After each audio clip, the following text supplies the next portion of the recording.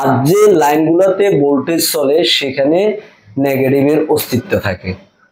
যে লাইনগুলা মানে অর্থাৎ প্লাস মাইনাসের উভয়ের অস্তিত্ব থাকে, তো এই জন্যই সেগুলো শর্ট হয়।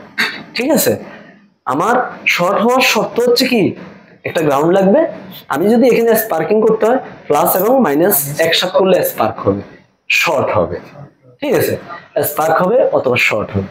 তো সুতরাং যেখানে প্লাস মাইনাস এবং ভোল্ট এই তিন জিনিস একসাথে যখন কাজ করে তখন শর্ট হয়।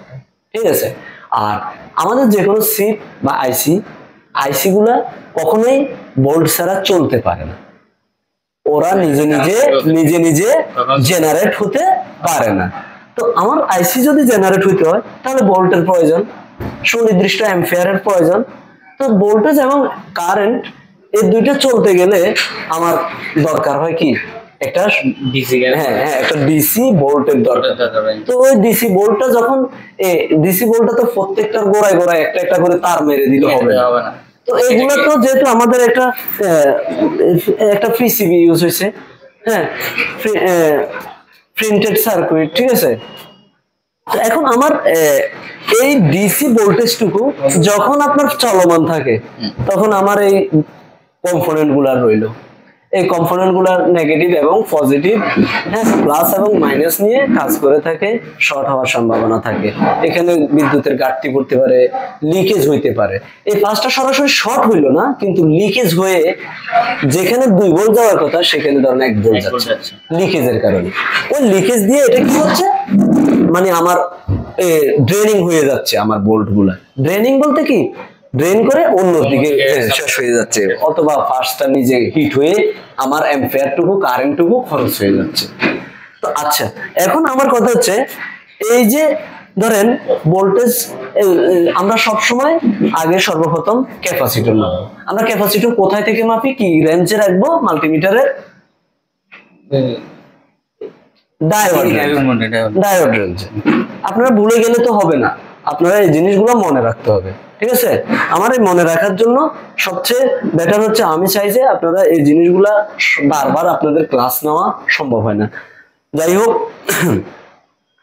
আর প্রত্যেকটা ক্যাপাসিটর আমরা একেবারে সবসময় মনে রাখবেন, আমরা এই মাল্টিমিটার গুলাতে 0.060 এটা হচ্ছে সর্বনিম্ন ভ্যালু, এর নিচে আসা মানে হচ্ছে শর্ট ভ্যালু। মনে থাকবে। আজকে কিন্তু কয়েকটা কথা বলতেছি, এই জিনিসগুলো মনে রাখতে হবে। হ্যাঁ, মানে আমার ডায়োড রেঞ্জে আমার যদি মাপি, যদি 0.060 যদি আসে, সেটা হচ্ছে সর্বনিম্ন আমার ভ্যালু, এটা ওকে, সর্বনিম্ন ওকে ভ্যালু।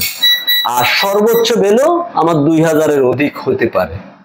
ঠিক আছে, আমি একটা রেজিস্টর ক্যাপাসিটর মাপতেছি, তো এই ক্যাপাসিটরটা মাপতে যাইয়া আমি দেখলাম যে 0.047, তাহলে সেটাকে আমি কি মনে করবো, শর্ট আছে। তবে ওই ক্যাপাসিটরটা শর্ট নয়, হয়তো আমি দেখতে হবে এটা কি সিরিজে আছে না প্যারালালে আছে।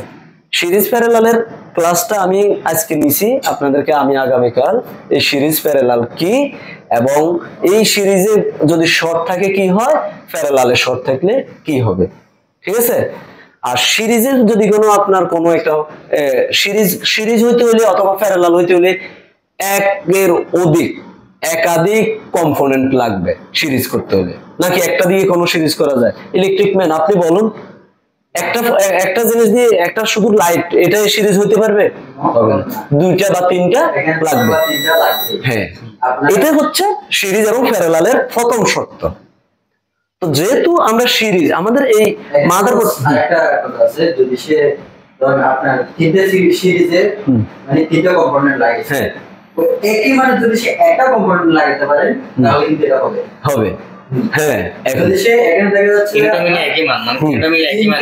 হ্যাঁ হ্যাঁ হ্যাঁ তিনটে মানে ওয়ানটা করে তিনটা আমি তিনটা হচ্ছে এই যে আপনি যেটা লাগাইছেন এখানে দেখেন এটা ধরেন 2k, মানে আমি 2k করে 2k করে ধরেন এই তিনটা লাগাইছি, তিনটা লাগাইছেন এখানে দিছো কয়টা কত 6k এখানে 6 এখানে 6k হয়ে যাবে। যদি সে একটা 6 কে লাগাই হ্যাঁ তাহলে এই তিনটার বদলে একটা দিলেই হবে। এটা দিয়ে কাজ করবে, কিন্তু একটা যদি সে লাগান ওটা কাজ করবে না। আচ্ছা আমি এটা বোঝানোর জন্য আমি বুঝাতে চাচ্ছিলাম যে এই আমার তিনটে তো আমার এই জিনিসটা শর্ট হয়ে গেল, তাই আমি ফেলে দিলাম এটাকে। ফেলে দেওয়ার পরে আমার এটা কি হলো, এর মাইনাস এর প্লাস, এর মাইনাস এর প্লাস, এর প্লাসের সাথে এর মাইনাস এর সংযুক্ত, তাহলে এই জন্য যোগ হবে।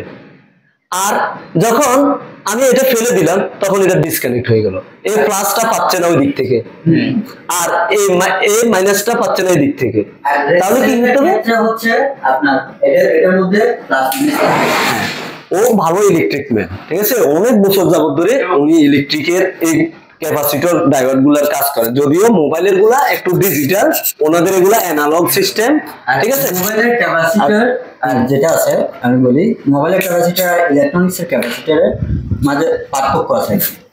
একটা হচ্ছে ফুলার নন ফুলার। পার্থক্যটা হচ্ছে এমনি ইলেকট্রনিক্স লাইনের প্লাস মাইনাস কিন্তু আপনি উল্টা লাগাতে পারবেন না। এখন ক্যাপাসিটর যেটা, আর এখানে যেটা মোবাইলের ক্যাপাসিটর আছে, মোবাইলের মধ্যে যেটা ক্যাপাসিটর ইউজ করা হয় এটা কিন্তু প্লাস মাইনাস থাকে না, অর্থাৎ নন ফুলার যেগুলা এটার কোনো প্লাস মাইনাস নাই, মান থাকে কিন্তু। আর ফুলার হচ্ছে প্লাস মাইনাস থাকবে, ঠিক আছে। হ্যাঁ আপনার প্লাসে প্লাসকেই সংযুক্ত করতে হবে, মাইনাস মাইনাসকেই সংযুক্ত করতে হবে, এছাড়া এটা সরাসরি ক্যাপাসিটরটা ফুটে যাবে, ব্লাস্ট হয়ে যাবে, ঠিক আছে।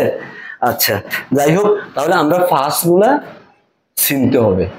আর ধরেন প্রত্যেকটা ক্যাপাসিটরের একটা ভ্যালু আছে।